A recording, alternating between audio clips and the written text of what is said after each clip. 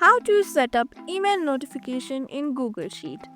Tired of manually checking for updates in your sheet? Google Sheet can actually email you when something changes like magic.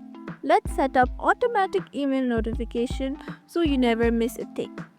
Firstly, over here you can see you have got a file or a sheet of your choice. Over here, now you can see at the top only the tabs option, and there you can see the option of tools. Tap on it. There you can see create a new form, spelling, suggestion and control.